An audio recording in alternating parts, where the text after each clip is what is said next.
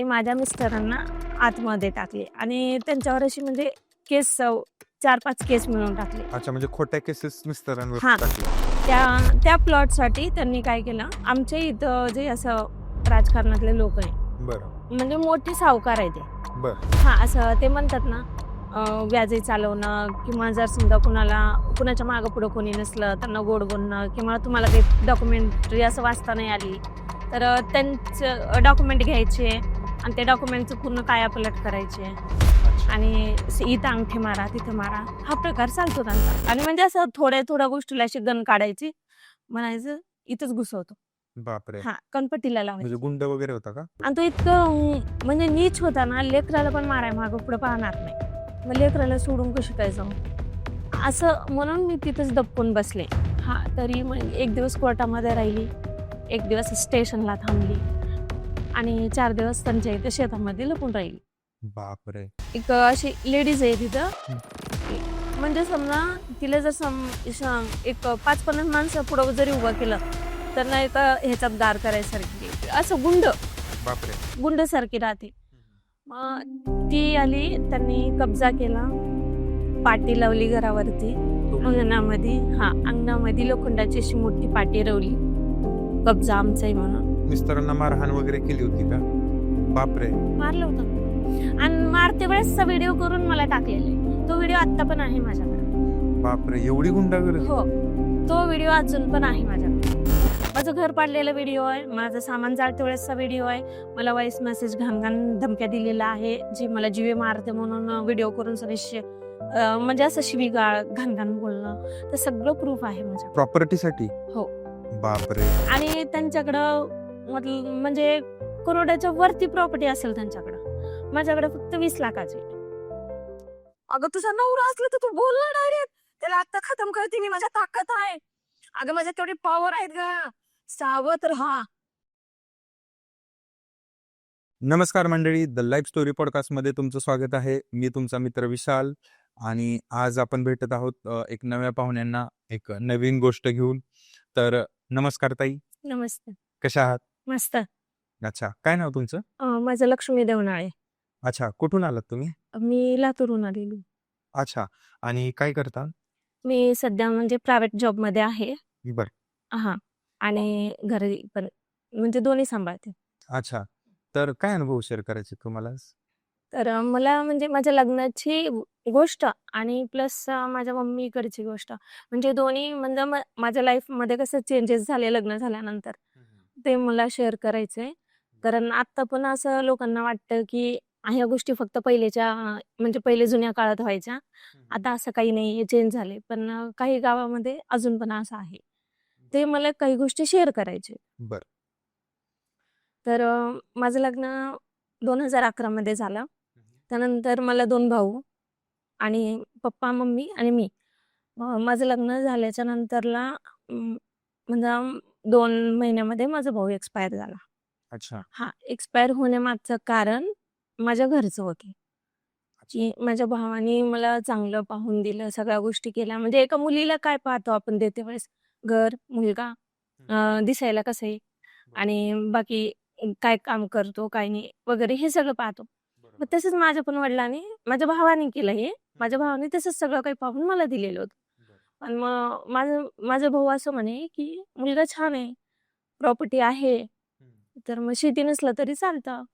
काय करते शेतीला, घर वगैरे आहे आणि तू शेतात वगैरे काही करू शकत नाही. असं म्हणून ठीक आहे म्हणलं, जाऊ दे, एकुलते एक होते. मी पण तिकडे एकुलती एकच आहे मम्मीकडं. तर असं म्हणून आमचं लग्न झालं. म्हणजे एकाच महिन्यामध्ये एंगेजमेंट झाली. त्याच्या दुसऱ्या महिन्यामध्ये लगेच लग्न झालं. म्हणजे एंगेजमेंट आणि लग्न याच्यामध्ये फक्त एकच महिन्याचा फरक होता. अच्छा. म्हणजे एवढ्या घाई गडबडीत झाला.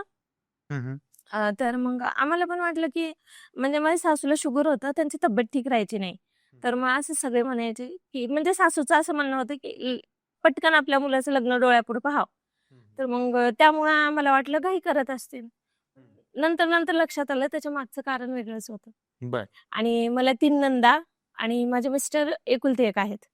आणि माझे सासरे विद्यापीठामध्ये गव्हर्नमेंट सर्व्हंट आहेत. बर. म्हणजे तिकडे सगळं चांगलं आहे. माझ्या मम्मीपेक्षा बेटर आहे तिकडं. बर. तर लग्न झालं. मग 8-15 दिवस असेच गेले. हम्म. मग नंतर हळूहळू वाद सुरू झाले आमच्या घरामध्ये नंदचे. मग मला असं टोमणे मारणं, काही असे छोटे-मोठे चालू झाले. स्टार्टिंग छोट्या-मोठ्यापासून चालू झाली. मला मम्मी म्हणायची, "कुठल्या पण घरामध्ये चालूच राहतंय. नणंद असली की थोडंसं हे करायचं, चालत राहतं, चालत राहतं." मग तसंच काढत गेले. 4 दिवस इकडे राहायचे, 4 दिवस मम्मीकडं, 4 दिवस सासरी. असं राहून कसंबसं ते दिवस निघाले. बरं. मग लगेच 2 महिन्यामध्ये माझा भाऊ एक्सपायर झाला आणि त्याला काहीच नव्हतं. अच्छा. आजार नव्हता, कुठलं काहीच नव्हतं. तो असा आम्हाला म्हणजे घरामधून भांडण करून होळीचा टाईम होता. होळी होती त्या दिवशी. आम्हाला घराच्या बाहेर काढलं. बरं. बाहेर काढल्याच्या नंतरला मग आम्ही रात्रीचं गेलो. सकाळी तिथे पोहोचलो आम्ही उदगीरमध्ये. सकाळी पोहोचल्याच्या नंतरला माझा भाऊ असा अंगणामध्ये थांबलेला होता आणि मी अशा अंगणात एंटर केले. असं मी आल्याच्या नंतरला तो फक्त मला असा हात लावून बघितला. हां. म्हणजे ताप खूप होती माझ्या अंगामध्ये बरं. आणि त्या तापीच्या अंगामध्ये मी आली होती. म्हणजे चेहरा वगैरे सुकलेला होता पूर्ण. म्हणजे ताप खूप असल्यावर कसं होतं माणसाला, बरोबर. ती पद्धत झाली होती. मग तो फक्त तेवढंच पाहिलं आणि त्याला असं वाटलं असेल की बाबा मी पप्पाच्या विरोधात हिचं लग्न ठरवलेलं आहे. पप्पा थांब म्हणत होते, मी नाही थांबलो. त्याला असं म्हणजे त्याला खंत वाटली त्या गोष्टीची. त्याला काय झालं काय माहिती. जस्ट आणि त्यावेळेला माझे मिस्टर पण सोबत होते. मग आम्ही दोघं असं फक्त पायातली चप्पल काढून पायच धुवत होतो. तर तो असं इथं हात धरला छातीला आणि जागेवर कोसळला. बापरे. हा आणि मी असं पकडली त्याला. म्हणजे त्याला तो धक्काच बसला. अटॅकच आला. तो हातात जीव सोडला माझा. बापरे. ते झालं. मग भावाचं सगळं काही केलं. माझे वडील त्या टायमाला त्यांच्याच ह्याच्यात होते की आपल्या एवढं मोठं मुलगा गेला. त्याचं लग्न होऊन 1च वर्ष झालेलं होतं. त्याला पण बाळ वगैरे काही नव्हतं. हे सगळं असं कसं झालं. आता कुणालाही हाताला आलेलं मुलं जाणं म्हणजे कठीणच आहे ना. बरोबर.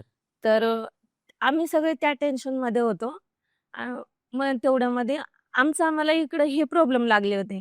आमच्या सासरच्यांनी म्हणले, "आता हे सगळे इकडं प्रॉब्लेममध्ये आहेत. मग आपण प्रॉपर्टी सेल करायला काढू." कारण माझे मिस्टर असले तर ते काही विकू देणार नाहीत किंवा एकटं तर कोणाला काही घेऊ देणार नाहीत. मग ह्या हिशोबाने त्यांनी चालू केलं आणि मग थोडे दिवस यांच्या कानावर काही गोष्टी आले. मग यांना सांगायचं की नाही तुझी बायको चांगली नाही, माहेरातच राहती आणि तू आमच्या सोबत राहा. तुला काय करायचंय जात नको जाऊ तिच्याकडं, सोडून दे. असं तसं त्यांना सांगायचे. आणि त्या टायमाला म्हणजे माझे मिस्टर माझं तेवढं नव्हते ऐकत. अच्छा. हां, म्हणजे त्यांना काय होतं ऐकायचे. आता जस्ट आता दोघं बसलोय आम्ही बोलतोय. तात्पुरतं त्यांना माझं पटायचं. आणि जेव्हा माझ्यापासून उठून जायचे किंवा तिकडे बहिणीला बोलायचे, मग असं वाटायचं यांना की नाही, माझी बहीण जे म्हणते तीच पूर्व दिशा. असं होतं. मग त्यांनी गावाकडे गेले. मग ते सगळं झालं. माझ्या सासूला शुगर जास्त झालं. त्यांना ॲडमिट वगैरे केलं. इकडं ह्या साईडला माझ्या पप्पाला ॲडमिट केलेलं होतं. तरी पण मला फोन आला की तुझ्या सासूला खूप ॲडमिट केलेलं आहे, जास्त झालंय, ती काही राहत नाही. तू ये. तर मग मी पप्पाला इथं ॲडमिट ज्या दिवशी माझ्या पप्पाला नाईटला ॲडमिट केलते का, त्याच दिवशी मला पहाटे फोन आला होता 5ला. आम्ही 10-11च्या दरम्यान पप्पाला ॲडमिट केलेलं होतं. मग गेले तिकडं. गेल्याच्या नंतरला त्या एक्सपायर झाल्या होत्या आम्ही जाईपर्यंत. बरं. मग ते सगळं केलं. मग मला असं वाटत होतं की चला म्हणजे आत्ता तरी आपल्याला आपल्या घरात राहायला भेटावं. बरोबर. म्हणजे सासूचा सपोर्ट होता ना त्या नंदेला. बरोबर. मग तिला आम्ही असं म्हणू शकत नव्हतो की बाबा तू तुझ्या घरी जा. असं पण नव्हतं की तिचं लग्न नव्हतं झालं. तिचं लग्न झालेलं होतं. अच्छा. हां, तरी पण ती इथं राहायची. तर म्हणजे सगळा कारभार तिच्या हातात होता. इव्हन एवढं की आज सकाळी काळी चहा करायची का दुधाची करायची. अच्छा. म्हणजे प्रत्येक गोष्टीला तिला विचारावं लागायचं. अच्छा. हां, म्हणजे एक सासूपेक्षा तिला जास्त हे करायचं. मग मला वाटलं की सासूच्या नंतर ती तिच्या घरी जाईल. मग आपल्याला घरी आपल्या राहता येईल असं वाटलं. पण नाही. ते सगळं जे मेल्याच्या नंतरचे विधी असतात तेरवी वगैरे ते सगळं झालं. त्याच्यानंतरला मग तेच असंच वाद काढली. ती म्हणे की नाही माझ्या सासूच्या अंगावर जे काही सोनं होतं आणि जे काही माझ्या लग्नात माझ्या वडिलांनी सोनं घातलेलं होतं. ते सोनं वगैरे मी म्हणजे मला तेवढं समज नव्हती. म्हणजे एवढी समज नव्हती माझं लग्न झालं त्या टायमाला. मला हँडल नाही करता येत, आपल्या हातून काही होईल. बरोबर. सासूजवळ दिलेलं होतं. माझ्या नंदानं आम्ही उदगीरवरनं परभणीला येईपर्यंत त्यांनी त्या एक्सपायर झालेल्या होत्या त्यांच्या अंगावर, आणि चंची ठेवतात पहिलेचे लोक गावाकडचे. बरोबर हो. त्या चंचीमध्ये जे काही सोनं होतं, जे काही पैसे होते, ते सगळं तिनं आधीच आम्ही जाईपर्यंत सगळं जिकडल्या तिकडं काढून घेतलं. अच्छा. हा, आणि काढून घेतलं, पण मी असं विचारले नाही तिला की मला माझं सोनं कुठे आहे किंवा काय कुठे आहे. मला फक्त एवढंच होतं की मला माझ्या घरात आता तरी राहायला भेटेल, लग्न झालं तसं नांदायला भेटेल, एक असतं ना. आणि माहेरात राहिले की कसं असतं, घरचे आई वडील काही नाही बोलत, पण शेजार पाजार म्हणजे विचारतात ना, "ए, इतके दिवस झालं इथंच आहे, पाठवलं नाही, आताच तर वर्ष बी नाही झालं लग्नाला." बरं. ह्या सगळ्या गोष्टी असं होत राहतात. त्यामुळे मग मला वाटायचं नाही, आपण आपल्या घरी राहिलेलं बरं. पण मग ते तसं नाही झालं. मग त्याच्यानंतरला माझ्या सासऱ्यांनी आणि माझ्या नंदानी असा प्लॅन केला की माझ्या नंदांनी ज्यांना ठेवलेलं होतं, म्हणजे त्यांचं लग्न असून, नवरा असून, त्यांनी एक दुसऱ्याला ठेवलेलं होतं, आणि तो तिथला मोठा ऑफिसर होता, पोलीसवाला होता. बर. मग तो असा खूप डेंजर होता, ड्रिंक वगैरे करायचा, आणि म्हणजे असं थोड्या गोष्टीला अशी गन काढायची, म्हणायचं इथेच घुसवतो. बापरे. हा, कनपट्टीला म्हणजे लावायची. गुंड वगैरे होता का? नाही, पोलीसवाला होता तो. पोलीसवाला होता. ओके. बर. आणि मग कसं त्या टायमाला त्यांनी त्याची मदत घेतली आणि माझ्या मिस्टरांना आतमध्ये टाकले, आणि त्यांच्यावर अशी म्हणजे केस 4-5 केस मिळवून टाकले. अच्छा, म्हणजे खोट्या केसेस मिस्टरांवर हा, टाकल्या. आता त्यांनी गायडन्स देत आहे त्यांना, आणि एक वकील होता जाधव नावाचा, त्या वकिलांकडनं त्यांना गायडन्स भेटल्या की असं नाही, असं करायचं, असं करायचं. बर. थोडेफार आता घरात मारामाऱ्या झाल्या, मग त्याला थोडंसं असं वेगळं त्याला म्हणजे नाव देण्यात आलं. अच्छा. हा, म्हणजे मला सांगा, जगात कुठला भाऊ न कुठली बहीण, म्हणजे कुठला भाऊ असं करू शकतो बहिणीला सोबत? अशा काही गोष्टी ज्या मी नाही सांगू शकत एवढं क्लिअरली, त्या बाबतीत केस टाकली त्यांनी. आणि मग सांगून, मग माझ्याकडे तर पैसे नको बेल करून घ्यायला, मग ऑप्शनच येत नाही मग यांना बाहेर काढण्याचा. अच्छा. मग राहिले असं तसं झालं, आणि माझ्या मागे इकडं भाऊ एक्सपायर झालेला, माझ्या पप्पाचं म्हणजे दुखणं असं लागलेलं, ह्या सगळ्या गोष्टी म्हणजे सगळीकडनं असं अडथळे आले, सगळीकडनं असं टेन्शन, प्रेशर, काय करायचं काय नाही, असं ह्या गोष्टी झाल्या. आणि त्याच दरम्यान मध्ये त्यांनी काय केलं, तिकडचं घर विकलं, पैसे जिकडल्या तिकडं केले, प्रॉपर्टी माझ्या नवऱ्याची विकून. आणि माझ्या मम्मीकडे जे होतं, म्हणजे माझ्या मम्मीचं असं काही जास्त नव्हतं, फक्त एकच घर होतं, बर. पण मोठं होतं. गावाकडे कसे असे छोटे जागे राहत नाहीत, खूप मोठा प्लॉट होता. बर. आणि त्याची किंमत साधारण 20 ते 25 आत्ता सध्या रेट आहे त्याचा. बर. त्या त्या प्लॉटसाठी त्यांनी काय केलं की आमच्या इथं जे असं राजकारणातले लोक आहे, बरं. म्हणजे मोठे सावकार आहे ते.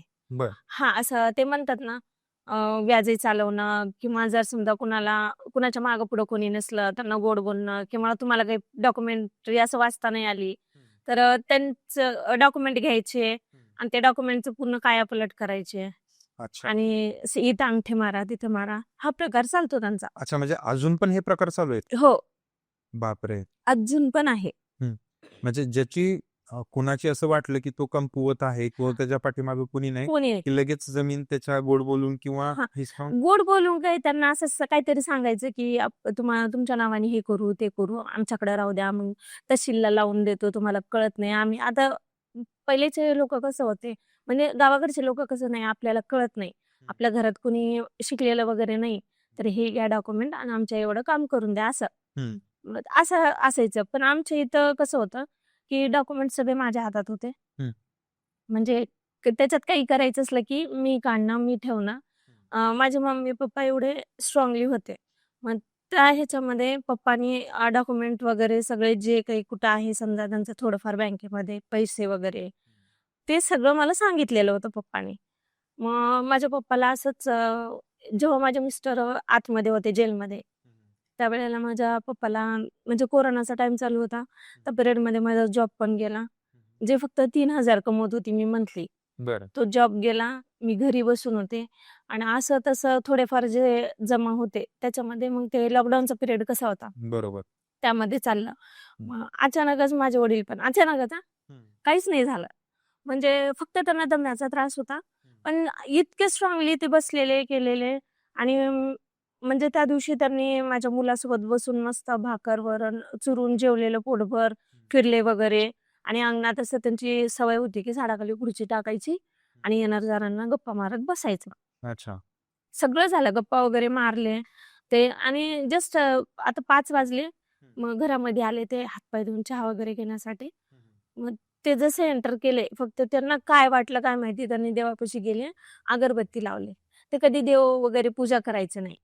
म्हणजे माझी मम्मीच करायची. ते नाही करायचे. ते असं फक्त मानायचे आणि असं अगरबत्ती आमच्या इथं असं म्हणजे माणसं ह्या गोष्टी नाही करायच्या. मग त्या दिवशी काय झालं काय माहिती, त्यांच्या मनात आलं, की त्यांनी गेले 5 वाजताच. आपण सहसा दिवाबत्ती 7:00ला करतो किंवा 6:30ला करतो. बरोबर. पण त्यांनी 5 वाजताच दिवाबत्ती केली देवाजवळ आणि हात जोडले आणि लगेच देवघरातून बाहेर आले. वसरी म्हणतात आमच्या इकडं. जो समोर हॉल असतो का, बरं. त्याला आम्ही गावाकडे वसरी म्हणतो. वसरीमध्ये जसं पाय टाकला, हं.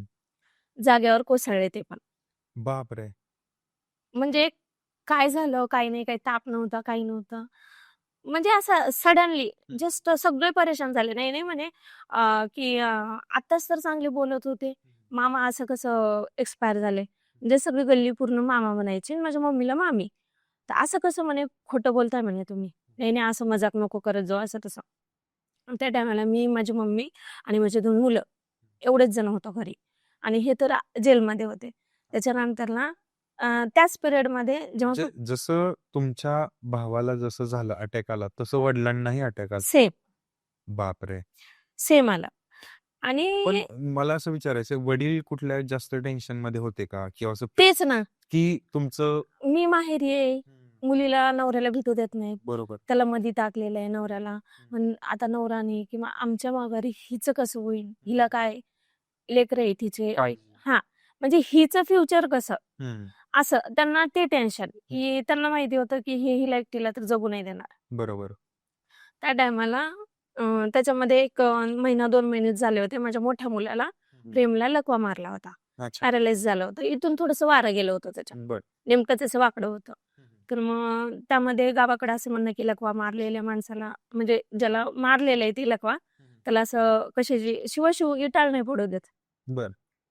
लेडीजचा असो किंवा बांगड्यांचा आवाज आणि म्हणजे असं ती बाई असं टिकली बांगडी नाही लावत त्याला स्वयंपाक करून जे जीव घालते. बाईचं वारं नाही पडू देत. म्हणजे जी ओल्ड म्हणजे म्हाताऱ्या बायका असतात का, हं. त्यांच्याच हाताने सगळं काही असतं त्यांना. अच्छा. असं म्हणजे गावाकडे असं म्हणतात, की तेव्हाच ते लवकर रिकव्हर होतं. अच्छा. हां, नाहीतर मग ती डाळ वगैरे पडलं, काही झालं तर समजा जास्त होतं. कमी नाही होत. असं म्हणजे मानतात. मग आपण रिस्क कशाला घ्यायचं? म्हणून मग माझी मम्मी होती ना घरात. मग तिनं बांगड्या वगैरे काढलेल्या होत्या. सगळं तिनं लेकराचं तिनंच करायची माझ्या. बरं. मग त्या टायमाला घरात पप्पा गेलेले आणि आता घरात तर कोणी माणूस नाही, की ह्या सगळ्या गोष्टी करायला. मग मी उठले, मी सगळं काही केलं. हं. मग प्रश्न शेवटी आपण घरातला तर आवरून घेतलं. शेवटी प्रश्न इस्तू आणि अग्नीचा. मग त्यावेळेला सगळ्यांना असं वाटत होतं, की आता कोण देणार, कोण देणार? माझे एक काका आहे. त्यांनी असं बोलले, की "गरज नाही म्हणे कोणी द्यायची. तुम्ही एवढं ताण नका घेऊ. मुलगी असो किंवा मुलगा असो, हा त्याचा शेवटचा वंश आहे. हं. हे त्याचंच बी आहे. बरं. तर जे काही करेल ते मुलगीच करणार." बरं. असं बोलले. हं. आणि माझा मुलगा खूप लहान होता. त्याला असं म्हणजे आता तेवढ्या लेकराला पण म्हणा, एखादं 10-12 वर्षाच्या लेकराला पण असं नाही कळणार. आपण त्या टायमाला काय बोलावं, काय करावं, आपल्या घरात काय चाललंय. ते एकतरी एका जागी शांत बसून नाही तर त्याचं ते खेळत राहील. बरोबर. पण माझ्या मुलांनी तेवढ्या सगळ्या माणसांमध्ये उठून बोलला, "मी इस्तू धरतो आणि अग्नी पण मीच देतो. माझ्या बाबाचं मी करतो." बापरे! एवढा लहान हो. मुलगा असून. अच्छा.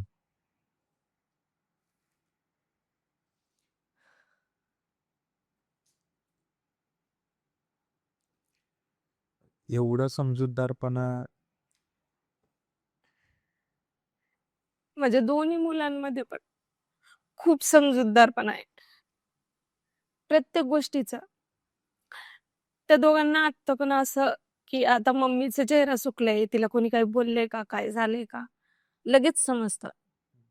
इव्हन आता कोणी घरी आजूबाजूच्या जरी म्हातारे बायका आले, चेहरा सुकला, लगेच विचारलं, "आजी तुला काय झालंय? काय दुखतंय?"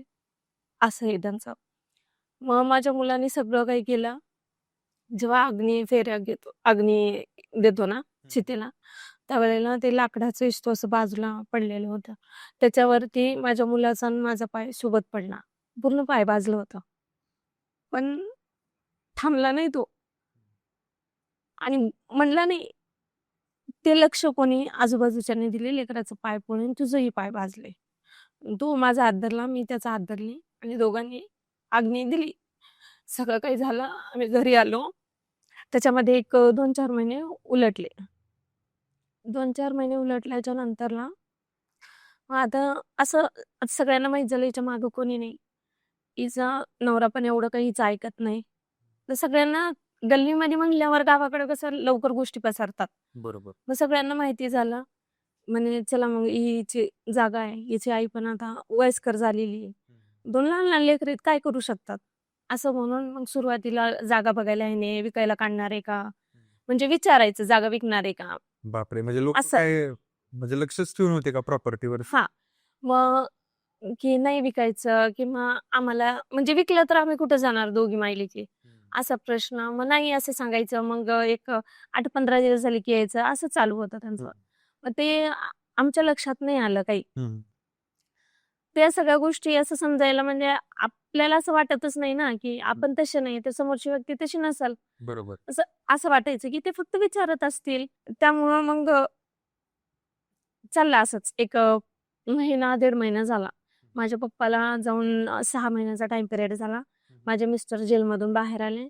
तब्बल हा 4 वर्षाचा पिरियड होता. 4 वर्षामध्ये माझ्या मिस्टरांचं आणि माझं कसलंच कॉन्टॅक्ट नाही. बापरे!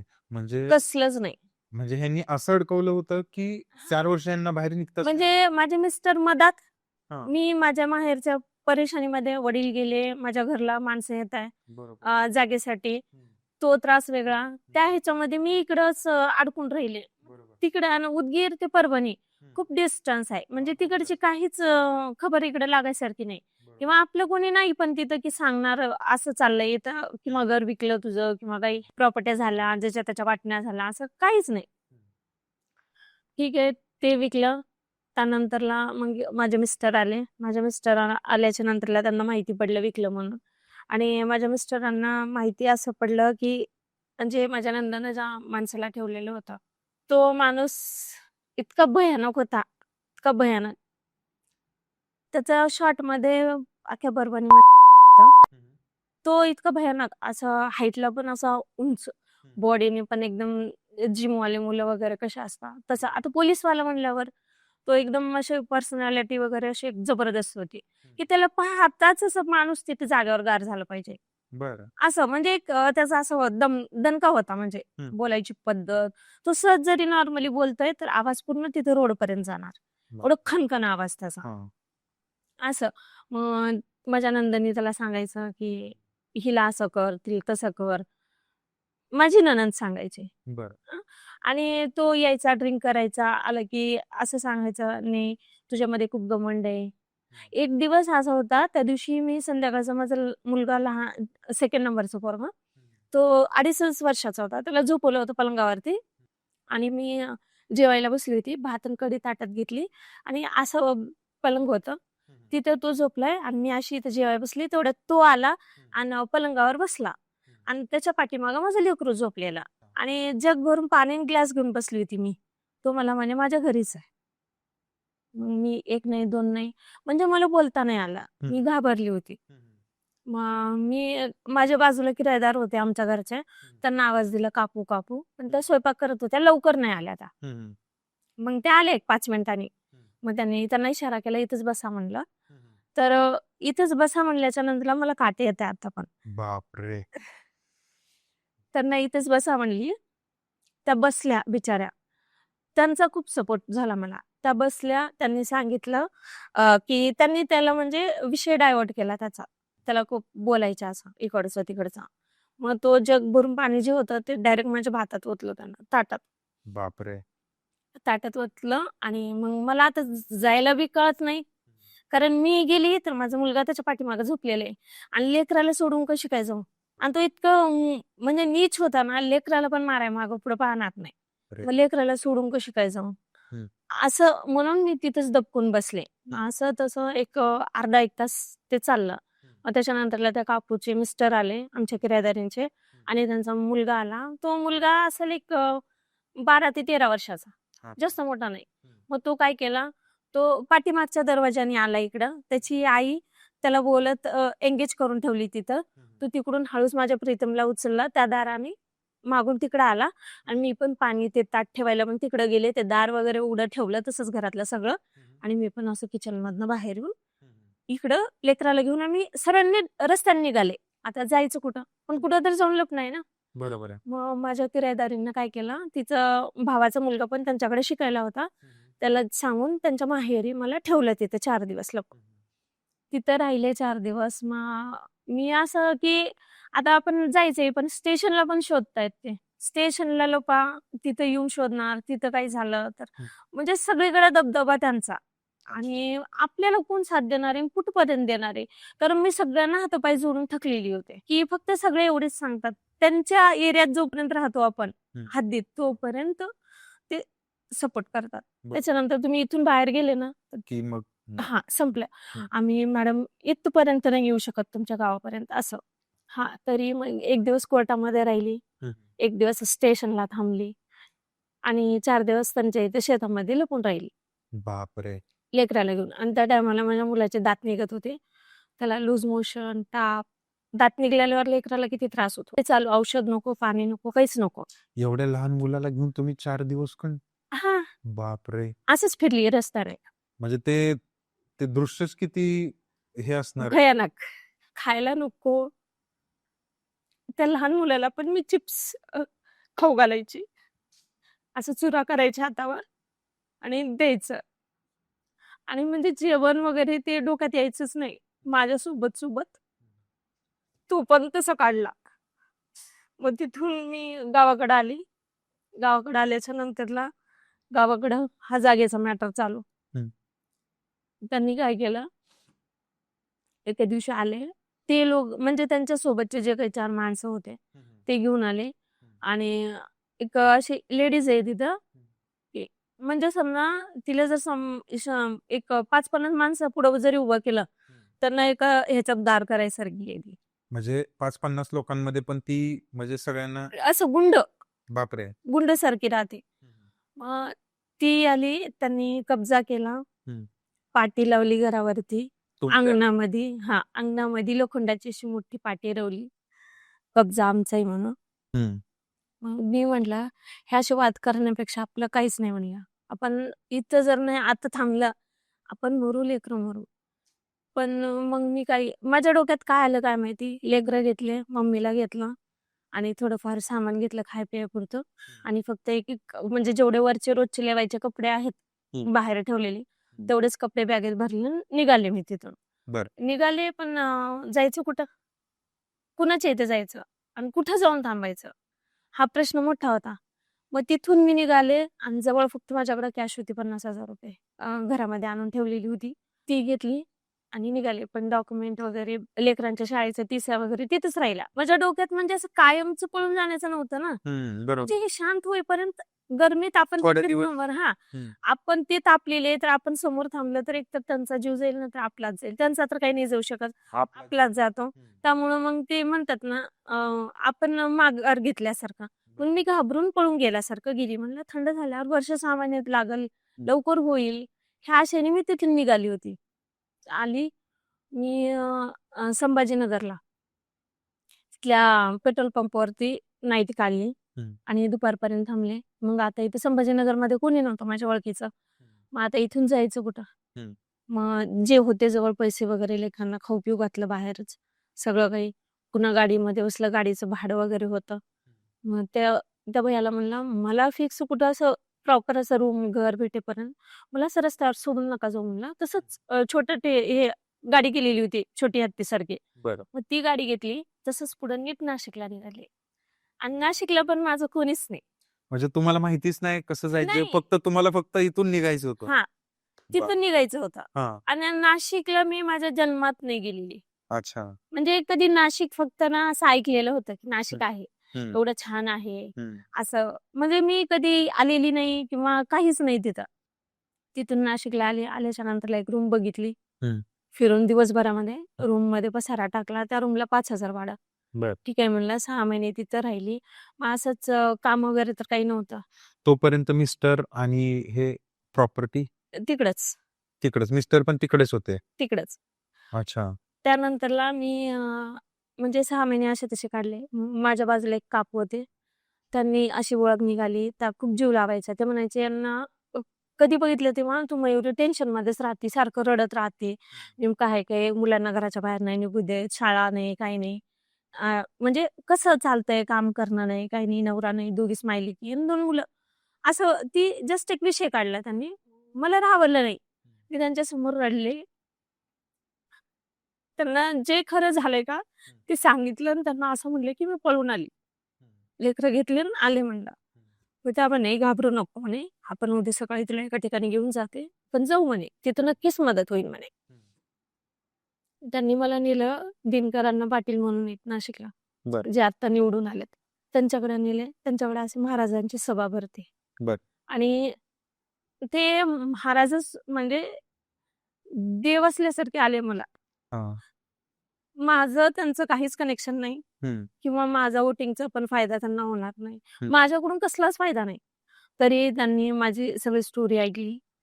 मग ऐकल्याच्या नंतरला मग त्यांनी बसवले. त्यांच्या मुलाला सांगितलं, की असं-असं त्यांना इथल्या एस-पीकडे घेऊन जा आपल्या. त्यांची गाडी केली. त्यांच्या गाडीमध्ये एस-पीच्या तिथे नेलं आम्हाला आणि तिथे सांगितलं, कंप्लेंट केली. त्यांनी शाळेमध्ये फोन केला. शाळेमध्ये फोन करून टीस्या वगैरे आणायचं सांगितलं आणि त्यांची एक शाळा आहे तिथं. तर नाशिकमध्ये. मग शिवाजीनगरला त्या शाळेमध्येच लेकरांना म्हणे टीसा नाही तर नाही, पण हिच्या लेकरांना इथे शिकू द्या. वर्ष वाया नको जायला. बिना टीसीचं माझ्या लेकरांना बसू दिला. पण शेवटी शाळा असते, एक्झाम वगैरे एक्झाम द्यायचे. त्याचे रिझल्ट काउंट तर नव्हते केले जात. मग असं व्हायचं तरी झालं असं तसं. त्यानंतरला मग 6 महिन्याच्या नंतर तिथं काम नको आणि तिथं कंपन्यामध्ये एवढं हार्ड काम असतं ना, ते काम कधी आपण केलेलं नाही, तर ते जमलं नाही मला. मी 1 महिना ते 15 दिवस तिथं कंपनीत गेली. जे ट्रॅव्हलिंगचे बॅग असतात ना, हो. ते बॅग तयार व्हायच्या तिथं. पण कंटिन्यू सकाळी 7 ते संध्याकाळी 7 पर्यंत उभंच राहायचं. 12 तास ड्युटी. हां. आणि पगार 10,000 आणि त्यामध्ये पण जर समजा तुम्हाला 10 मिनिटं लेट झाला, त्याचे पैसे कटणार. अच्छा. हां, म्हणजे तिथलं सिस्टम माझ्यासाठी पण पहिल्यांदाच होतं, की असं एवढे पैसे काटणार, ह्याचे पैसे मग काटणार. सगळंच तुमच्यासाठी नवीन होतं. कारण हां. एवढा तो प्रवास येणं, रूम बघणं आणि ते जॉब. हां. आणि अक्षरशः मला ते बॅगचे जे व्हील्स असतात ना, हां, ते बसवायला शिकवले. हां. मग सुरुवातीला ती बॅग तुम्हाला माहिती आहे ट्रॅव्हलची बॅग किती Right. हेवी असते. हेवी असते. हो. मग ती अशी आपटायची, तिला हां. हातोडा असतो एक, त्याच्याने ते व्हील्स बसवायचे. हे अशी कामं करू माझी ही हात अशी सुजून गेली हां. 15-1 दिवसामध्ये. मग हात आणि उभा टाकून पायावर सूज आली. हं. ताप यायची, आजारी जायची आणि 1 दिवस सुट्टी मारायची. मग सॅलरी किती येणार? आली कुठं 5, कुठं 6 अशी यायची. मग असं तसं मी लईत लई झालं तर 15 ते महिनाभरच केला असेल तिथं. हं. कारण जेवढी सॅलरी आली होती मला त्या कामाची तेवढी मला हॉस्पिटलला घालावं लागली. बरं. मग ते दिलं सोडून. हं. परत घरामध्ये बसले. हं. मग आता खायचं काय? हं. जवळचे पैसे तर संपले. 50,000 किती दिवस जाणार आहेत? बरोबर. भाडं वगैरे 5,000 घेऊन लहान मुलाचं. हां. मग आता काय करावं असा विचार केला. मग तिथून परत संभाजीनगर रिटर्न आली. हं. संभाजीनगरला रिटर्न येते वेळेस पण मला त्या काकूनं पैसे दिले होते अच्छा. रूमसाठीचे. हं. आणि म्हणजे त्यांनी काही असं हे व्याजानं किंवा उसने तू देशील रिटर्न मला म्हणून ह्या पद्धतीने नव्हते दिले. अच्छा. मग त्यांनी एक 20,000 दिले होते. बापरे! एवढी माणुसकी? हो. आहे बरं का आणि हे रिॲलिटी आहे. अच्छा. मला 20,000 त्यांनी स्वतः दिले. आणि मी कुठलीही अपेक्षा न ठेवता? नाही. आणि आत्तापर्यंत सांगते त्यांचे 20,000 मधला एकही रुपया मी परत नाही केलेला. कारण त्यांनी घेतलाच नाही. ते म्हणतात, "मयुरी तू पैसे नको देऊ, तुझं झालं ना सगळं बस ठीक आहे. एवढंच सांग की तू ठीक आहेस." नाही घेतले आणि त्यांचे मिस्टर पण कंपनीमध्ये असं लोडिंगचं काम असतं ना, ते करतात. म्हणजे समाजात एवढी चांगली पण लोकं आहेत? आहेत. क्या बात है! हो. मग ते 20,000 घेतले, इथं आले. इथं तारांगणला मी रूम केली 4,000ची. मग मला तारांगण ते सिडको यायला जायला जॉबला परवडत नव्हतं. मग तरी मी एक किती 4च दिवस त्या रूमवर राहिले. 4 दिवसाचं पण भाडं मला पूर्ण महिन्याचं 4,000 घेतली त्या मुलीनं. हं. मी म्हणलं 4च दिवसाचे घे ना म्हणलं. हं. एवढे 4,000 नको घेऊ म्हणलं. लगेच मी खाली करते म्हणलं. "नाही" म्हणे. "तुम्ही 1 दिवस थांबा, 1 तास थांबा, 1 महिना थांबा. हं. पूर्ण महिन्याचं 4." दिले मी. हं. तिथून इथं आले. जयभवानीनगरला एक रूम बघितली. तिथे पसारा टाकला. ते तिथल्या तिथं जॉब जवळ झाला. मग हे असं जॉबचं वगैरे चालू झालं. त्याच्यानंतरला मग असं झालं की मला काही दिवसांनी माझ्या मोबाईलला व्हिडिओ, व्हॉइस मेसेज असे पडले. मी चेक केलं काय झालंय, बघितलं. तर त्या व्हॉइस मेसेजमध्ये असं होतं, "हे बघ तुझं घर हं. आम्ही कसं केलं." मला कल्पना पण नव्हती. अक्षरशः त्यांनी बुलडोझर लावून माझं घर पाडलं, दगडाचं. बापरे! त्यांचा काही संबंध पण नव्हता? नाही, ना त्यांची ती प्रॉपर्टी? नाही. कारण प्रॉपर्टीचे माझ्याकडं आत्ता पण ओरिजिनल डॉक्युमेंट आत्ता पण माझ्याकडे आहेत. सगळं प्रूफ आहे. हं. बट मी काहीच नाही करू शकत. पण ते गुंड होते म्हणून त्यांनी तसं हां. त्यांचं असंच होतं, की म्हणजे आता समजा जे कमजोर आहे हे, त्याच्यावर कब्जा मारायचं, राहायचं. एवढं तरी मला देवानं बुद्धी दिली होती. मी ज्या कॅरी बॅगमध्ये डॉक्युमेंट ठेवले होते घराचे, ती कॅरी बॅग सोबत आली होती. बाकीचे माझ्या लग्नाचा अल्बम जळालं. माझे भांडे वगैरे सगळं म्हणजे आता घर म्हणल्यावर एक संसार नसतो. सगळं काही जळालं. लेकरांचे कपडे, लेकरांचे माझ्या लहान जन्मला तसं माझ्या पप्पांनी फोटोशूट केलेला होता. म्हणजे रांगते वेळेसचा. जसं लेकरू मोठं होतं. हां. त्या पद्धतीनं सगळं काही होतं. त्याच्या पहिल्या बर्थडेचे ते ना असे फोटो असे खूप असतील आता सांगता नाही येत ते. काउंटिंग नाही करता येत एवढे होते. ते सगळे फोटो गेले. आज माझ्या लेकराची लहानपणाची आठवण माझ्याकडे काहीच नाही. काहीच नाही बघायचं म्हणलं तरी. बापरे! मग सगळे असे लहानपणाचे फोटो, त्याचे जावळाच्या वेळेचे फोटो, ते सगळं त्यांनी जाळून मला व्हिडिओ करून टाकला. अच्छा. मग ते टाकल्याच्या नंतरला मी म्हणलं जाऊ दे आता आपण काय करावं. इथं गेली मी मदत मागायला, तर इथल्या पोलिसांनी मला असा सल्ला दिला, ते तिथले आहेत प्रॉपरचे, तिथं करताय. तुम्हाला त्याच ठिकाणी जाऊन केस करावं लागते. तिथं गेले, तिथं गेल्याच्या नंतरला त्यांना सांगितलं. त्यांनी अगोदर केस वगैरे लिहून घेतली माझी. मग नाव विचारलं गेलं. त्या व्यक्तीचं नाव समोर आल्यानंतर मला ते पोलिसवाले असं बोलले, की "तू जिथं आहेस का आता जाऊन, तू तिथंच परत जा. तू तुझी लेकरं सांभाळ. तू इकडे येऊ नको. ते लोकं चांगले नाहीयेत. तुला एक मुलगी आहेस तू किंवा एक बाई आहेस म्हणजे तुला लहान-लहान लेकरं आहे. त्यामुळं तुला आम्ही सांगतोय, ते नाद सोडून दे. जागा काही तुझी डोक्यावर नाही नेणार. कब्जा किती दिवस करणार आहे. थोडं शांत झालं की तू त्याचं काहीतरी करत आहे. पण तू सध्या इथून जा असं सांगितले. तिथून रिटर्न आले इकडं. शाळा चालू झाल्या इकडच्या. तिकडच्या शाळेत बसून नव्हते देत. टी-सी आणा, टी-सी आणा. मग टी-सी आणायला मी आणि माझे मिस्टर तिकडे गेलो. तिकडे गेल्याच्या नंतरला टी-सी घ्यायचे होते आणि थोडंसं बँकेमध्ये पण काम होतं आमचं. ते पण करायचं होतं. आता बँक म्हणजे गव्हर्नमेंट बँक आहे ती. तर बँकेमध्ये सीसीटीव्ही कॅमेरे होते. तरी आम्ही इकडं असं आता जसं मी इथं बसली चेअरवर, इथं असं बसली तिकडून एंटर एक 7-8 पोरं मागे आणि समोर एक बुरखा घालून बाई आली. आल्याच्या नंतर आता कशाला असं वाटेल की ती ती बाई तीच आहे. बरोबर. हां, मग आम्ही आमचं काम करतोय. त्यांनी आलं की डायरेक्टली ते जे 5-6 पोरं होते सोबतचे, खूप असे स्ट्रॉंगली म्हणजे असे काळे कुट्टे असे झाड, नसतं का चांदीच्या असे घातलेले गुंडच. टुक्कर सारखे. ते पोरं आले आणि माझ्या मागे हे उभे होते. माझे मिस्टर. बरं. त्यांना पकडलं. त्यांना पकडल्याच्या नंतरला मग मी बघितलं मागं. मग ती बाई जी होती ती बुरखा वगैरे काढली. माझा हात धरला त्यांनी. मग मी काय केलं फोन तरी पण इथं असं लपवलं पायाखाली. त्यांनी काय केलं तो फोन घेतला आणि फेकला माझा. फोडला. फेकला म्हणजे असं कोणत्यावरती असं पुरा मारला. म्हणजे असं चुरा झाला तो पुरा. स्क्रेप. हां. पुरा चुरा झाला बँकेमध्ये. आणि तेवढ्या बँकेमध्ये कोणीच मदतीला नाही. म्हणजे एवढ्या सगळ्या हां, आतमध्ये झाला. सीसीटीव्ही मध्ये झालंय सगळं. सगळ्यांनी असं उठून बाजूला थांबले, पण कोणीच मला तिथं हेल्प नाही केली. बापरे! मग यांना तिथे घेऊन गेले आणि अशी बँक आहे, असं समोर अपोजिट साईडला पोलीस स्टेशन आहे. मी तिथं गेले. तिथं गेल्याच्या नंतरला त्यांनी मला असं सांगितलं, की "तू ज्या एरियात राहते, त्या एरियाचं पोलीस स्टेशन दुसरीकडे आहे, तिकडंच." पण मी म्हणलं, "तिकडे इकडे फिरण्यापेक्षा इथं झालंय ना बँकेमध्ये, तर हेल्प करा." मला बराच वेळ एक 4-5 तास बसवून ठेवलं तिथं. बसवून ठेवल्याच्या नंतरला मला नाही सांगितले, की कुठे आहे, काय नाही. मग जे पोलीसवालं होतं, त्यांना हुजाव घालायची पण म्हणजे त्या लायकीचे नाहीयेत ते. तो माणूस काय केला, जी बाई माझ्या नवऱ्याला घेऊन गेली होती येऊन, तिला फोन लावून पोलीस स्टेशनमध्ये बोलून घेतला. तिला बोलून घेतला आणि एक तिच्यासोबत एक सोशल वर्कर अशी बाई असते ना, जी हुंडाबळीचा त्रास त्या मुलांना डिव्होर्स वगैरे करून देते, ती एक होती. त्या दोघी जण आल्या. पोलीस स्टेशन मधून मला त्यांच्या ऑफिसला पाठवून दिलं पोलीसवाल्यांनी. बरं. तिथून पाठवून दिलं. तिथं गेले, रात्रभर थांबले. भीती तर खूप होती हं. की आता इथं काही झालं आपल्याला तर हं. काहीच नाही, कोणी विचारणार नाही. इथं मेलं जरी आपण तर आपल्याला कोणी शोधणार बी नाही. तर माझ्या नवऱ्याला तर ह्यांनी आधीच नेलेलं होता. यांचा काही पत्ता नाही. मग तिथून मला एक 10 वाजेपर्यंत तिथं ठेवलं त्याच्या ऑफिसवर. 10च्या नंतर मला ते जे सोबत लेडीज होती का सोशल वर्करची तिच्या इथं घरी घेऊन गेले. घरी घेऊन गेल्याच्या नंतरला माझे मिस्टर त्यांच्या तावडीतून कसं सुटले बाहेर माहित नाही मला ते. त्यांनी सुटले पोलीस स्टेशनला म्हणजे गेले. त्यांना तिकडं मिस्टरांना मारहाण वगैरे केली होती का? हा, बापरे. मारलं होतं ना. आणि मारते वेळेसचा व्हिडिओ करून मला टाकलेला आहे. तो व्हिडिओ आता पण आहे माझ्याकडे.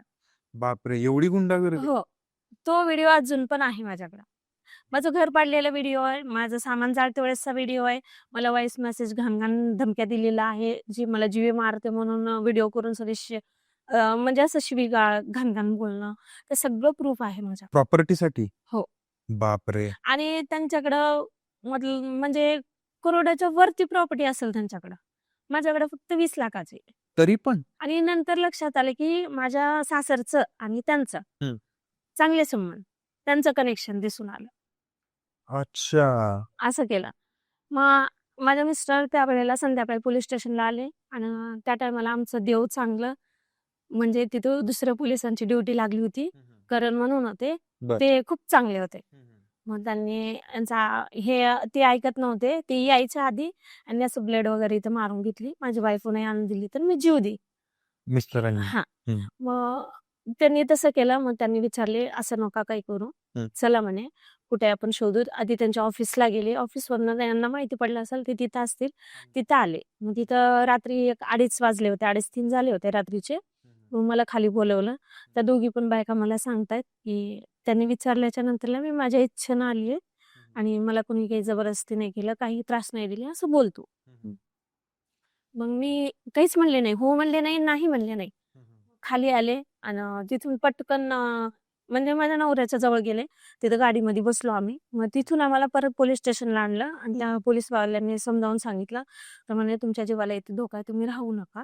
तर तुम्ही आत्ताच्या आत्ता निघा" म्हणे. मग आता जाणार कसं? पोलीस स्टेशनच्या बाहेर निघाला की त्यांच्या गाड्या, माणसं तिथं थांबूनच. बापरे. मग त्यांनी काय केलं, त्यांची गाडी दिली. त्यांच्या गाडीमध्ये आम्हाला बसवलं. 2 जण सोबत दिले. अहमदपूर म्हणून आहे उदगीरपासून. तिथपर्यंत आम्हाला नेऊन सोडलं. मग तिथं अहमदपूरच्या बस स्टॉपला हं. आम्ही असंच एक माणसाकडनं त्याच्या ओळखीवर त्याच्या क्रेडिट कार्डवरती हं. मोबाईल घेतला तिचा.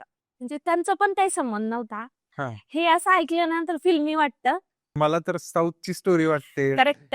त्यामुळे की नाही असं काही गोष्टी असं वाटतं नाही सांगून कोणाला विश्वास नाही बसत. बसणार नाही. हो. पण ही रियालिटी आहे. त्या बस स्टॉपमध्ये फक्त त्या माणसाने मी न माझे मिस्टर जेव्हा बोलत थांबलो होतो, रडत थांबलो होतो. लेकरांना कॉन्टॅक्ट कसा करायचं, फोन पडला, असं झालं, तसं झालं.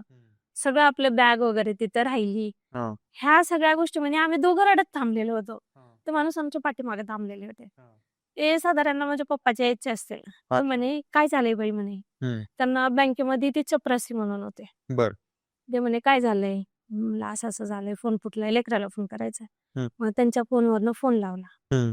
फोन लावला. फोन लावल्याच्या नंतरला मग मम्मीला वगैरे बोलले. म्हणलं, "सेफ आहे. मी येते" म्हणलं. तिला असं इकडं जे झालं ते लगेच फोनवर नाही सांगितलं काही. बरं. कारण आम्ही येईपर्यंत ती घाबरून टेन्शन. पहिलेच एक अटॅक येऊन गेलेला होता तिला. त्यामुळे तिला काही सांगितलं नाही. हं.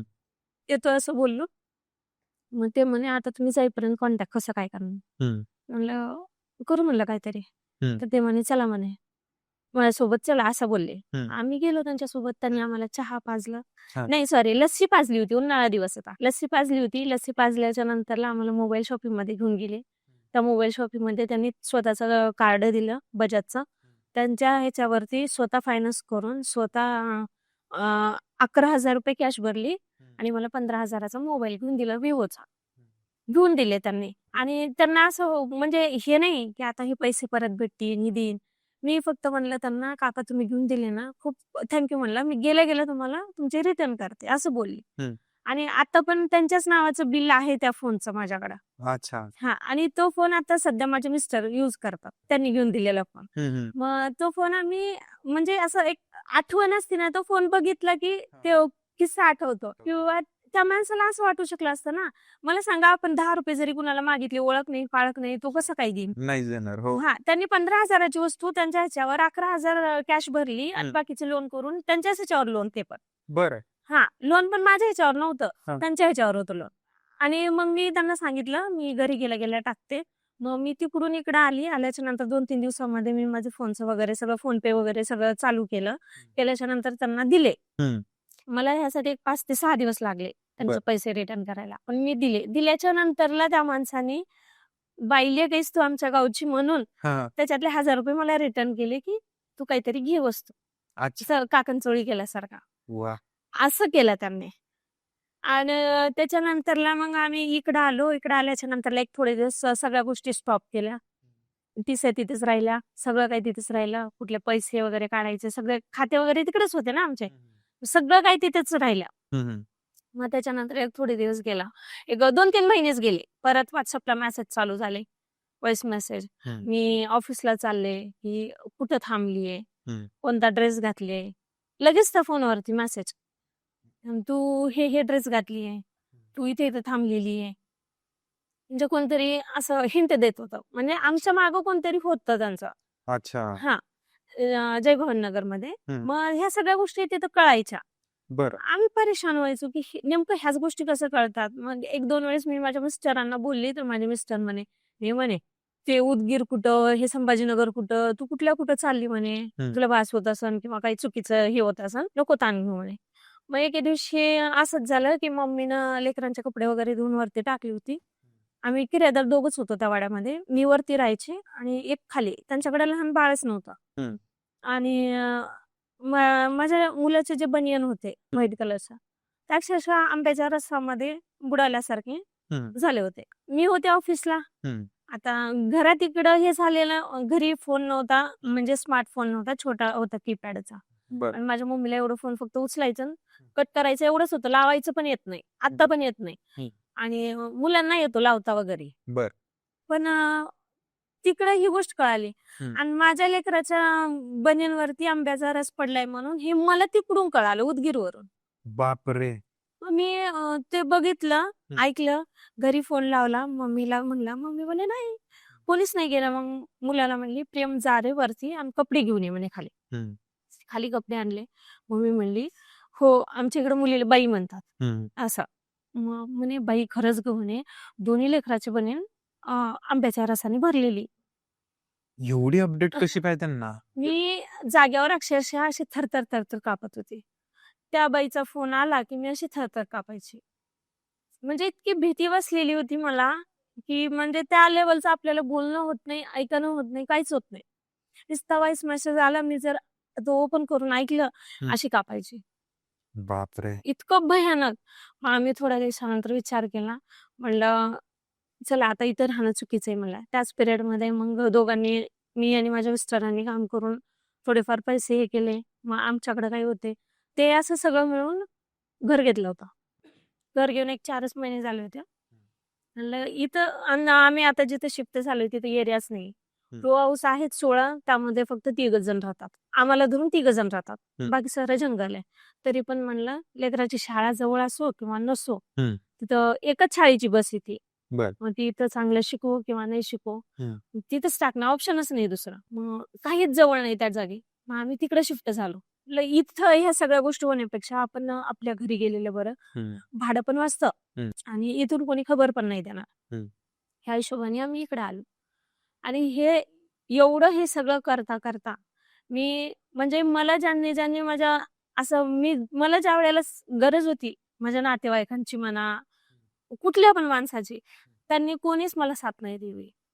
आणि ज्या वेळेला त्यांना कळालं की आपली वहिनी, आपली भाची म्हणा, संभाजीनगरला गेली, 2 वर्षामध्येच 2 घरं घेतले, ह्या सगळ्या जेव्हा गोष्टी कळाल्या, ते लोक आता न सांगता न काही करता ह्या वेळेला दिवाळीला येऊन गेले.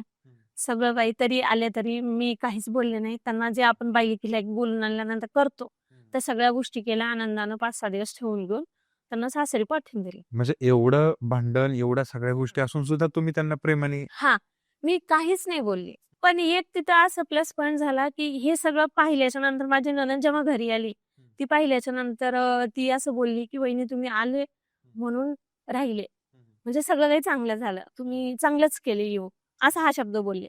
आणि त्याच्या आधी जेव्हा ते त्या बाईसोबत जेव्हा मिळून कॉन्फरन्स कॉलवरती मला शिव्या द्यायचे, त्यावेळेला मला इतका घाण शब्द वापरायचा माझ्या नंदा पण. म्हणायचे की असं जसं आपण एखादी बाई समजा कुठलं घाण काम करते, तिला कसं बोलतो, मला ते सांगायला पण हे होत नाही. इतक्या घाण घाण लँग्वेज मध्ये बोलायचा. बापरे. असं व्हिडिओ पाठवायचे, म्हणजे असं काही हम्म. विचित्र की जे करून आपण कुणाला सांगू शकत नाही, कुणाला काही करू शकत नाही. ह्या सगळ्या अशा गोष्टी व्हायच्या. आणि आत्ता पण मला तिथं जायचं म्हणलं ना, मला रात्रीच जावं लागतं माझ्या उरवीरला. मला दिवसा जाता येत नाही किंवा तिथे गेले तर जास्त फिरता येत नाही. म्हणजे त्या तुमच्या जागेवरती त्यांनी अजून कब्जा ठेवलेलाच. अजून आत्ता पण तिथं पाटी लावलेली आहे. बापरे. माझ्या एक वहिनी आहेत तिथं मानलेल्या, हम्म. म्हणजे त्या कुंभाराच्या आहेत, पण त्यांचा सपोर्ट एवढा होता मला तिथून निघण्यापर्यंत इथपर्यंत. त्या प्रत्येक वेळेला असं सांगायचं की बघ बाई, तुला आम्ही बहिणीसारखं आमच्या बायलिकीसारखं मानलंय ना, तुझं पाय चुकीचा नको पडू देऊ, तुला लागल तेवढे कष्ट करा. मला म्हणजे असं वारंवार असं म्हणजे जर समजा मी कुठं असं थकली किंवा विचार वाईट केला किंवा मला एकदा असं वाटायचं की आता लेकरांना काहीतरी खाऊ घालावं आणि मग आपण खाऊन संपून टाकावं सगळं. त्यावेळेला पण आणि त्या दिवशी त्यांचा त्या वहिनीचा फोन यायचा मला, नाही असा विचार नको करू तू, आज ना उद्या तुझं चांगलं होते, सगळं होते. आणि खरंच तसं झालं. माझं इथं आल्याच्या नंतर 2 वर्षामध्ये चांगलं झालं. आता वर्ष 6 महिने झालं कम्प्लिटली सगळ्या गोष्टीतून मी दूर आहे. मी म्हणजे काहीच लक्ष देत नाही, काही नाही. आपण आपलं काम बघा, घर बघा, आपले लेकरं बघा, असं चाललंय. पण ती जागा अजूनही तिकडेच आहे, तुमची जागा असून तुम्ही जाऊ शकत नाही नाही. तिकडे. त्यांनी पूर्ण जमीन लेवल केलंय, तिथे जायचं, काय म्हण जायचं, परत तिथे गेले की त्यांना लगेच खबर लागणार, आले मग ते येणार, पण परत वाद होणार. हो, पण ती प्रॉपर्टी त्यांच्या नावानं अजून नाही. ते नाही, कारण ओरिजिनल डॉक्युमेंट माझ्याजवळ आहे, अच्छा. अजून पण आहेत. बापरे. आणि मम्मीच्या नंतर ते माझंच होणार आहे, त्यामुळं मी काहीच हे केलं नाही. आणि मला म्हणजे असं आपल्याला माहिती होतं ना, डॉक्युमेंटच आपल्याकडे आहेत ओरिजिनल, बरोबर. तर काही कोणी चेंजेस करू शकत नाही. तुमची स्टोरी म्हणजे तुम्ही सांगताय आणि मी साऊथचा सिनेमा बघतोय असं झालंय. म्हणजे मी मराठीमध्ये आतापर्यंत ही गोष्टच कधी बघितली नव्हती की सहसा ना कुणाला पण ह्या गोष्टी जेव्हा सांगाल किंवा असं कधी काही होईल ना, तर काय वाटतं पिक्चरची स्टोरी फेकत असं, पण हे रिअल मध्ये झालेलं आहे. बापरे. ह्याच्यापेक्षा पण क्रूर म्हणजे असं झालेलं आहे. पण ते म्हणतात ना, माझा मुलगा 5 महिन्याचा पोटात होता, मोठा मुलगा. माझ्या नवऱ्याला मोठ्या बहिणीला तो मुंबईला सोडून ये म्हणून पाठवून दिलं आणि भांडणे वगैरे केले आणि माझ्या पोटावर असं मार लागला. ते एक म्हणतात ना, प्रेग्नंट बाईची मूत्रंड वगैरे फुटली की बाळही वाचत नाही काही. त्या गोष्टी कसं सांगायला पण मलाच हे होतं आणि ह्या अक्षरशः गोष्टी मी भोगल्या. आणि कोणीच मला हॉस्पिटलला नाही नेलं, कोणीच नाही घरातले. आणि माझे मिस्टर मुंबईला ट्रेनमध्ये, ते रस्त्यातच तिकडे बहिणीला घेऊन सोडायला. आणि माझ्या बाजूची शेजारी होत्या, त्यांनी नेऊन हॉस्पिटलमध्ये ऍडमिट केले. डॉक्टरांनी सांगितलं मुलगी वाचत नाही, बाळही वाचत नाही. मग तिथून मला पप्पानं तिकडून आले उदगीरवरनं, पप्पानं तिकडे घेऊन गेले आणि जोपर्यंत लेकरू जन्मात नाही तोपर्यंत मग तिकडेच होती ते. म्हणजे एक स्त्री दुसऱ्या स्त्रीला म्हणजे कसल्या प्रकारचं, म्हणजे तुम्ही सांगताय ना, मला ते क्युरियोसिटी लागली की ते कशा पद्धतीचं असणार आहे. खूप आहे. मला ह्या न्यू इयरला पण मेसेज पडला होता, ते म्हणजे एक व्हिडिओ होता, त्याच्यामध्ये असं होतं की 2025 संपलाय, 26 मध्ये तुझा द एंड होऊन जाईल असं. थोडस घाबरली. यांना कंपनीमध्ये फोन लावला माझ्या नवऱ्याला आणि त्यांना असं म्हणलं की असं असं मेसेज आलाय. ते म्हणे घाबरू नको, मोबाईल बंद कर आणि झोपी जाईल. हॅलो, हा बोला. ही ती बाई आहे जी ह्या माणसाकडनं आमच्या खबरी घेते ती. माझ्या मिस्टरांचा. तुमच्याकडे आहे का हा नंबर? रामेश्वर देवनाळी. रामचा नंबर आहे माझ्या, रामचा. राम आला की परवाला 10 तारखेला. तुम्ही त्याच्या बायकोला फोन कोण दिला होता तुम्हाला नंबर त्याच्या बायकोचा? मला कोणी दिला नव्हता. पुण्यातच मला कोणतरी एक फोन केलेलं. हा अं, कधी बघा तरी लई दिवस झालं काही नाव तू म्हणलं नाही. माईक जवळ पकडा. तुम्ही पवन 30 रुपये दिलोय, मदत केलोय तुमच्या नवऱ्याला बाई पोसून जा म्हणून. मी आणि रामे पुण्याला खाऊ लागलो म्हणून हे तर बोलणं झालं नाही. 1000 रुपये बायकोला दिलं मी. 1000 रुपये आपल्या दोघांनाच माहित आहे. तुम्हाला असेल ना दिलेले. बरं का मी रेकॉर्डिंग पाठवते की तुम्हाला, पण विनाकारण कशाला उगाच? तुमची माझ्या पेट बी नाही, आज 6 महिने झालं. फोन नाही आपला किती दिवस झालं. तुम्ही त्याच्या बायकोला नाशिक येऊ लागलोय, शाळा कुठं आहे का बरं, असं काय गरज आहे विचारायची हो, म्हणते मी बी. मी जगाव शाळा तीन कुठाही. हा विचारला तू. हा हो आणि ह्या माणसाला जेव्हा माझी बाजू समजली होती त्यांनी मग मला सांगितले होते, तू नाशिकमधून लवकर हे कर, तुला नाशिकला येत आहे सगळेजण गाडी करून शोधतायत तिथं, आणि तुझा ऍड्रेस वगैरे माहिती झालेला आहे. आणि ती एक चुकी झाली होती की मोबाईल चालू केला होता सिम टाकून, लोकेशन वरनं लोकेशन कोस केलंस. मला पकडलं गेलं होतं, लोकेशन माहिती झालं होतं. तर ह्या माणसानं मला सांगितलं होतं आणि ते तिला लगेच कळालं. अच्छा. ते विचारत होती त्यांना ती. बर. तू त्याला कामाला जाऊ देणं झाली मी विश्व मध्ये, गाड्या लावून देऊ लागले रोडावर. आणखीन तुला एवढे नंबर दिलीस ना, तुला कोणाकोणाचे नंबर पाहिजे, संगीचा नंबर पाहिजे तुला पाहिजे का सांग तुला राजेश्वरी. तू तिथंच गेलीस की राहून तू काम करून पळून पळास, पण तुला सावकार माझा म्हणलं नाही देवानं की तुला पळून जा, मग तू पळून गेलीस.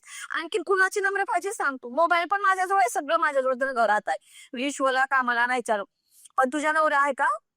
अगं तुझा नवरा असलं तर तू बोल ना डायरेक्ट, त्याला आता खतम करते मी, माझ्या ताकद आहे. अगं माझ्या तेवढी पॉवर आहेत का, सावध राहा. माहिती किती चांगली आहेस ग. इथं का पाहून पडेल का ग जानू? बापरे, काय से खूप भयानक आहे लँग्वेज, म्हणजे खूप आहे, मी नाही सांगू शकत ती भाषा. बापरे, एवढ्या प्रकारचे लोक आहेत तिकडे म्हणजे.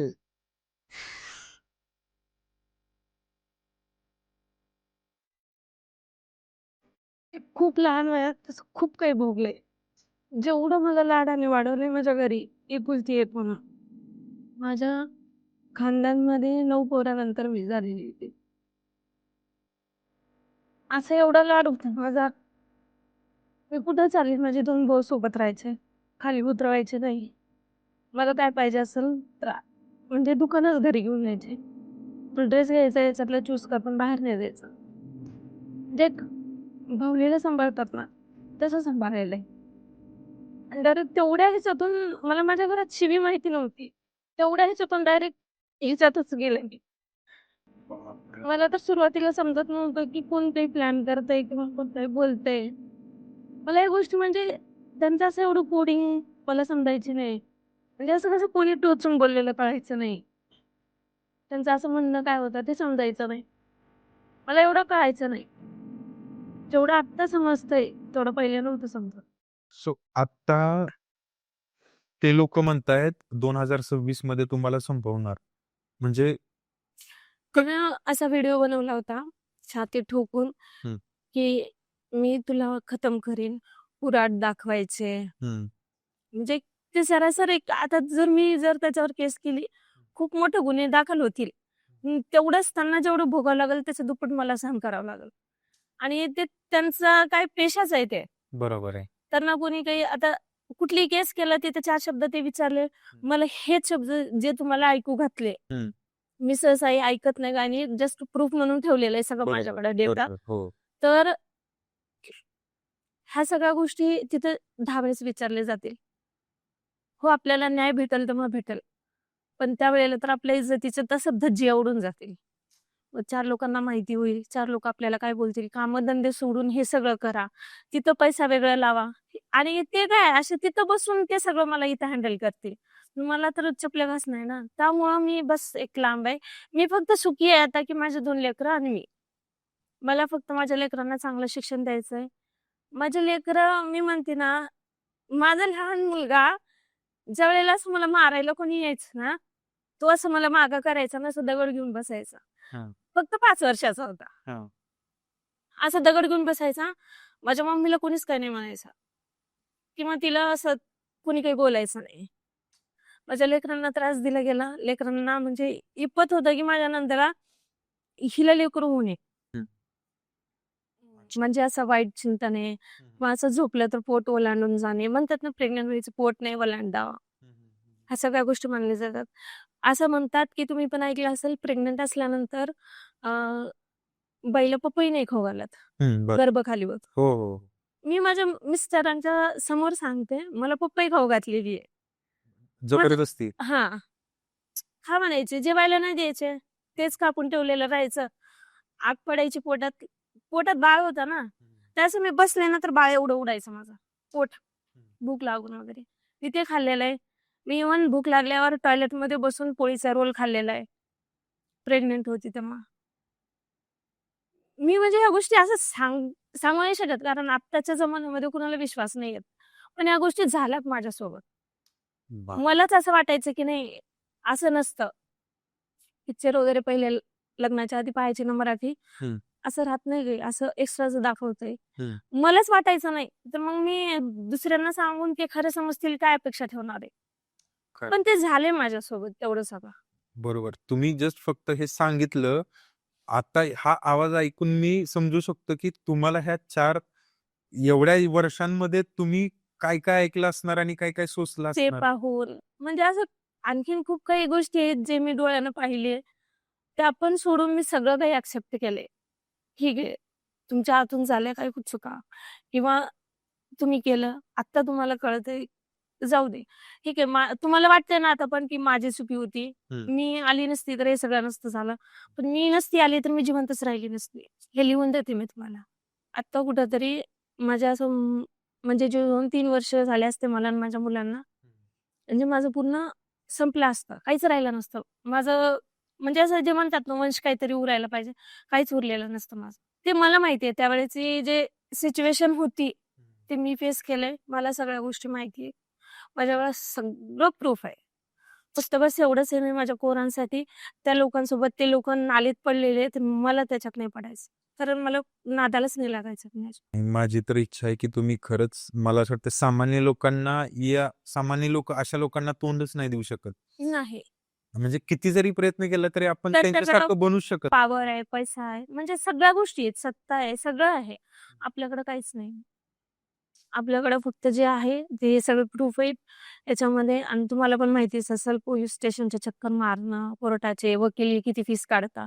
मला सांगा, लेकरांना पोसायच्या टायमामध्ये लेकरांचा घास त्यांना का घालू? खरं. मला हे विचार येतात. त्यामुळं मी बस फक्त तुम्हाला करायचं करा. कधी चुकून आता जरी मला व्हिडिओ मेसेज पडला, पाहते, ब्लॉक करते लगेच. आणि असे इतके नंबर ब्लॉक आहेत त्यांचे, त्या बाईचे माझ्याकडे, असं गिनत नाही. असतील 30च्या जवळपास नंबर असतील ब्लॉक केलेली. तरी तिला जर समजा आठवण आली, काही झालं, लहर आली, ती ड्रिंक वगैरे करते. तिला जर असं आठवलं, आता हिला टॉर्चर करायचं, ती तिथं बसून सुरू होणार. तिला काहीच नाही फरक पडत. पण त्या गोष्टीचा असर मला होत. मी 2-3 दिवस डिप्रेशन मध्ये राहते, ना लेकरांना पाहते, मग मोबाईलला हात न लावायचं, मोबाईल एका ह्याच्यात टाकून द्यायचं. आणि माझे कुठले पण कामं मोबाईलवरच असतात. मी ऑनलाईन कोणाचं फॉर्म भरणं किंवा काही एक करणं. मग ते 2-3 दिवस बंद पडले. मग आता रिसेंट मग तुम्ही दोघं, मिस्टर आणि तुम्ही, आता कशी आहे लाईफ? मग आता सध्या तरी छान आहे. छान आहे. आता काही त्रास वगैरे? आता नाही. आता नाही ना? नाही. आता देवाच्या कृपेनं खूप चांगलं चाललंय. आणि मला देवापुढे एवढंच म्हणायचंय की मला काही नको देऊ, पण हे जे चाललंय कसं त्याचं कंटिन्यू राहू दे. बरोबर. मला कुठला त्रास बी नको. मला असा हाव पण नाही की मला एवढा पैसा भेटू दे किंवा हे भेटू दे, ते भेटू दे, मला सोनं भेटू दे, नाणं भेटू दे. मला हे काहीच नको. मला हे जे बिनाकामाचं हेड्याक आहे का डोक्याला, ते नको. बरोबर. कारण माझं कसं आहे, आता मला जर समजा आता असं कुठं थांबली मी बाहेर 4 माणसात, तिथं जर कोणी ओरडून घरातलं जरी बोललं, मी एक 5-6 ते 8 दिवस माझ्या डोक्यात तेच खेळतं. मला दुसऱ्यांसमोर ओरडलं, माझी काय इज्जत राहिली तिचं. मी म्हणजे छोट्या-छोट्या गोष्टीचा विचार करते. मला ते नकोच आहे. ते तिथे सुखी राहू दे, मी इथे सुखी राहू दे. त्यांचं जसं चाललंय तसं चाललंय. नक्कीच. तर तुम्ही ताई आज आलात आणि तुमची गोष्ट मांडलीत. तर ही स्टोरी म्हणजे तुम्ही म्हणजे अजून मी परत म्हणतो की तुम्ही ते सांगताय आणि ते फील होतंय आणि ते त्या शब्दांमध्ये फील होतंय की ते कशा प्रकारे झालं असणार आहे. तुम्ही खरंच डेअरिंग. ते भयानक आहे म्हणते ना. मला तर तुमचा तो तिथून निघालेला आणि तो नाशिकचा जो प्रवास आहे तो हा पण एवढ्या ह्याच्यामध्ये ना मला माणसं खूप छान भेटली वा. दुसरीकडचे. हम्म. मला सगळ्यांनी मदत करणारेच भेटले आणि असं की मी त्यांना सांगितलं ना तर त्यांना ही गोष्ट खरी वाटली. हम्म. खोटं नाही वाटलं. कारण ते पण आता तेवढे मोठे लोक म्हणल्यावर त्यांनी मी सांगितल्या माझ्याकडनं त्या लोकांचा नंबर घेतला, कॉन्टॅक्ट केला. तिथं आजूबाजूच्याच शेजाऱ्याचा नंबर काढला. विचारलं की घर बाबा खरंच पडले का? इव्हन माझ्याकडे प्रूफ पण आहे व्हिडिओचा वगैरे, घर पाडताना बुलडोझर लावलेलं वगैरे. ते सगळं पाहून त्यांना वाटलं की नाही खरंच ह्या मुलीला त्रास आहे. त्रास. आणि त्यांनी मला होईल तेवढी मदत केली. वा. दिनकर अण्णा पाटील आत्ता पण मला म्हणतात, महाराष्ट्रात कुठेही राहा, तुझ्या केसाला धक्का नाही लावत देणार. क्या बात आहे. फोन कर फक्त. हम्म. तू कधी फोन लाव. हम्म. बिनधास्त येईल. अशी कोणती गोष्ट तुम्हाला जर ज्यांनी तुम्हाला मदत केली हम्म.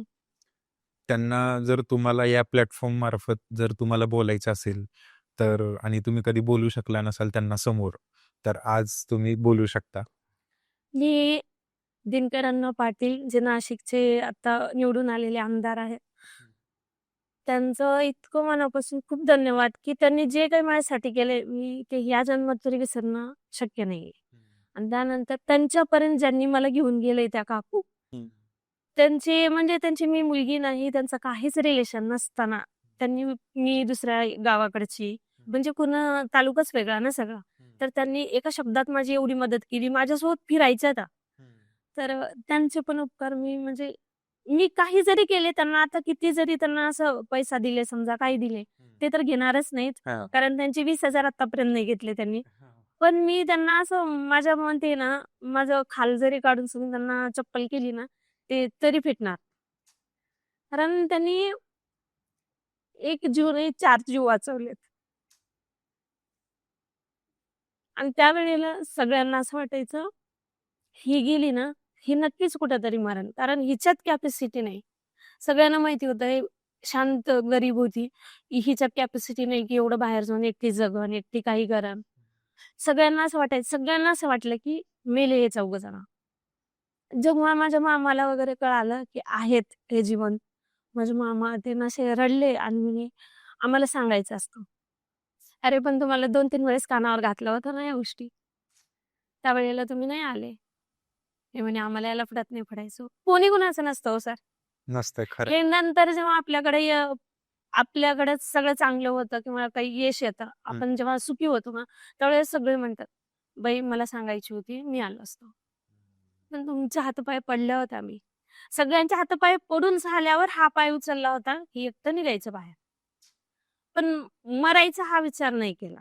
वा. यायचं मनामध्ये, पण नाही. परत असं वाटायचं, पण मरा, या लेकरांचा काय दोष आहे या सगळ्यामध्ये? नाही, जगायचं. आज नाही तर उद्या चांगलं होईल. आणि माझी वहिनी प्रत्येक वेळेला मला म्हणायची, तुझं आज ना उद्या चांगलं होतंय. जे कष्ट खाते सुरुवातीला त्याला चांगले दिवस शेवटी येतातच. तू कर. खरंय. मग मी तसंच केले आणि सगळ्याच्या आशीर्वादानं आता सगळं सुरळीत आहे. वा. मी पण देवाकडे हीच प्रार्थना करतो की नक्की. तुमचं कुटुंब खरंच ह्या खूप जास्त सगळ्या मी म्हणते ना, मी आता पण माझ्या मुलांशी एवढी प्रोटेक्ट आहे की आता मुलं जर समजा थोडं पण 1-2 घरं सोडून माझ्या थोडंसं बाहेर असं पाठीमागच्या साईडला किंवा थोडंसं पुढे गेली, मी नाही सोडत. मी फक्त त्या माझ्या 2 मुलांना मम्मीच्याच विश्वासावर सोडते. बाकी कुणावर मला विश्वास नाही. बरोबर. माझे लेकरं कुणासोबत मी पाठवणार नाही. किंवा त्यांना आता समजा तिथं कुणी नसतं पाण्याचं कॅन वगैरे आणायला, आता लहान आहे म्हणून घेऊन जातात सोबत, मी नाही पाठवत. गेले की ओरडती लेकरांना, कुणासोबत जायचं नाही. जरा असं मी किती बोलले लेकरांना रागव काही करो, पण माझ्या डोळ्याआड गेलं मलाच नाही चालत. मी ते शाळेतून येईपर्यंत असं माझा जीवात जीव राहत नाही. बसवाला थोडा लांब सोडलं तर मी 100 वेळेस प्रिन्सिपलला फोन करून भांडण करते की बाबा सोडू नको. आडवं तिकडं काही झालं मला खबर नाही लागणार. त्यावेळेला काय करू? किती वेळेस मी माझे मिस्टर दोघं मिळून कंप्लेंट घेऊन गेले बसवाल्याची, तिकडं नको सोडू. बस टर्न नाही होत जंगल असल्यामुळं, पण तरी आणून सोड दारात. बरोबर. का तर गेटाच्या बाहेर मम्मी बसलेली असती बाजूवर, तिला चालणं वगैरे होत नाही. समोर सोडलं तर तिला समोरून येताना दिसतात लेकरं, लांब जरी सोडलं तर. आडवं सोडल्यावर नाही दिसत ना तिकडं काय चालत. बरोबर. त्यामुळं मी तिकडं पण मी म्हणजे लेकरांना सोडू पण नाही शकत. म्हणजे एवढं प्रोटेक्ट की हा मी मारो, मी बोलो, काही करू. हम्म. ते मीच करणार. हो. हा दुसऱ्यांना नाही काही करू त्यांना. म्हणजे मला असं त्यांना आई एवढं आहे असं नाही. तुम्ही. त्यामुळं आईला सगळं माहिती आहे आणि मी राग आला तरी मी नाही ऐकले ना तर मी भयानक मारते. हम्म. बसून मग त्यांचं एकदाच अशी वरात निघाल्यासारखी निघते. पण मग तरी त्यांना 2 मिनिटं पण लक्षात नाही राहत की आपल्याला मम्मीने एवढं मारले. आणि माझे लेकरं म्हणजे पहिलेपासूनच जसं लहान होते का काय माहिती, पण मला सगळ्या ह्याच्यामध्ये ना लेकरं खूप छान दिले देवाने. अरे वा. आत्ताची जनरेशन जी असते ती अजिबात नाही. वा. माझ्या मुलालाच म्हणलं आधी विचारतात, "मम्मी तुझ्याकडे पैसे आहेत का?" हम्म. मग कशासाठी सांग तर तू. "नाही, तू आधी सांग तुझ्याकडे आहेत का?" "नाही, सांग ना." "आहेत सांग." असं म्हणलं ना मग म्हणतात, "मला हे खायला पाहिजे." असं नाही की मम्मी मला हे पाहिजे तू घेऊनच ये. हम्म. मी जर म्हणले ना आत्ता नको आपण पुढच्या महिन्यात काही घेऊ, हम्म. तर ठीक आहे. ते परत त्या पुढच्या महिन्यापर्यंत विचारणार नाही. क्या बात. जर मी नेऊन दिली तर घेणार, नाही तर नाही. वा. पण एवढं आहे की प्रत्येक गोष्ट समजते त्यांना सांगितलेली. म्हणजे असं छोट्या वयामध्ये मॅच्युरिटी खूप आहे त्यांचं. वा. नक्कीच. तर मित्रांनो या खूप लांबून आलेले आहेत, संभाजीनगरवरून आलेले आहेत या. आणि ताई तुम्ही आलात खरंच तुमचे धन्यवाद. आणि म्हणजे मी तुमचे खूप धन्यवाद की मला म्हणजे तुमच्या या प्लॅटफॉर्मवरती तुम्ही मला बोलायची संधी दिली. कारण ह्या गोष्टी मी आत्तापर्यंत कधीच कुणापुढे शेअर केल्या नाही.